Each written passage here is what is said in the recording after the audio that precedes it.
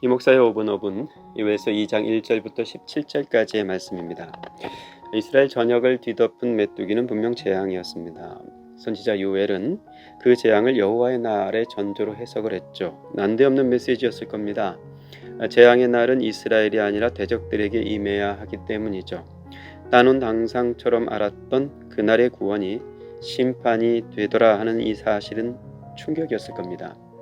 선지자는 여호와께 부르짖으라고 하나님께 돌아오라고 외쳤습니다. 그러나 이스라엘 백성들은 이게 하나님의 심판이라는 것을 인정할 수 없었던 모양입니다. 그리하여 여호와의 날에 관한 주제가 2장으로 다시 이어집니다. 요엘 2장에서 다시 언급되는 이 여호와의 날은 1장에서보다 더 큰 심판과 재앙으로 찾아오죠. 단순히 메뚜기 떼가 휩쓸고 가는 정도가 아니었습니다. 메뚜기 떼같이 많은 이방의 군사들이 이스라엘 땅을 황폐하게 만들 것이었습니다. 예전의 땅이 에덴 동산 같았다면 그날의 땅은 황폐한 들이 될 것이었습니다. 그날은 어둡고 캄캄한 날입니다. 메뚜기 떼 같은 군사들 앞에서 백성들의 낯빛이 하얗게 질리게 되는 날입니다. 선지자는 그날이 임박했다고 경고의 나팔을 붑니다. 메뚜기 떼가 휩쓸고 간 땅에서 이스라엘은 아직도 정신을 못 차렸습니다. 선지자는 여호와께 부르짖으라고 외쳤지만 정작 여호와께 부르짖는 사람은 선지자뿐이었습니다. 눈앞에 닥친 재앙으로 숨이 막히는 날들이었지만 하나님 앞으로 돌아갈 생각은 없습니다.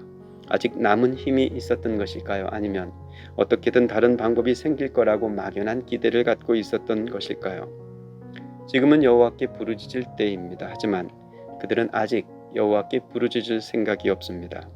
부르짖음 없는 이스라엘 앞으로 하나님께서 더 큰 재앙이 찾아오게 하십니다.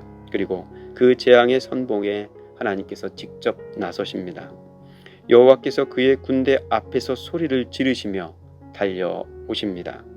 웬만한 재앙으로는 하나님을 찾지 않는 이 완고한 이스라엘이 이제 웬만치 않은 재앙을 맞이해야 합니다.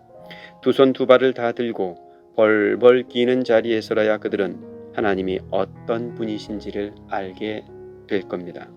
선지자는 선포합니다. 여호와의 날이 크고 심히 두렵도다.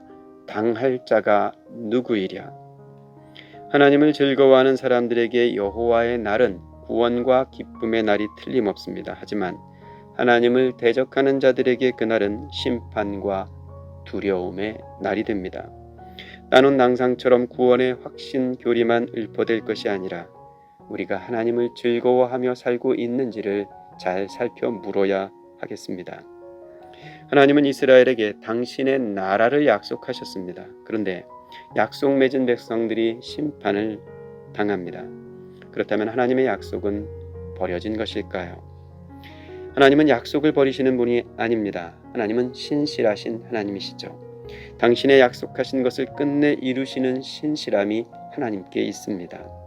약속을 이루시기 위해서 당신의 아들까지 이 땅에 내어주시는 하나님은 정녕 신실하신 하나님이십니다. 그런데 왜 지금은 군대의 선봉에 서서 재앙의 칼을 들고 이스라엘에게 달려오시는 걸까요?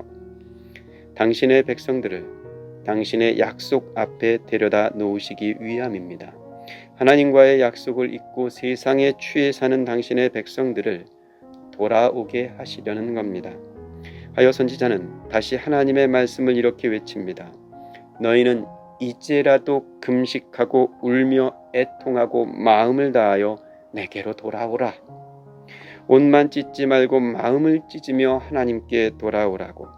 하나님은 은혜로운 하나님이시고 자비로우신 하나님이시고 인애가 크시사 뜻을 돌이켜 재앙을 내리지 아니하시는 하나님이시라고. 그렇습니다. 하나님은 자기 백성을 잡아먹는 하나님이 아닙니다. 오히려 당신의 아들을 잡아서 우리를 구원하시려는 하나님이시죠. 그러니 이 재앙과 고난의 날을 지나면서 하나님의 은혜를 구하며 다시 엎드려 하루를 시작해야겠습니다. 여호와여, 주의 백성들을 불쌍히 여기소서.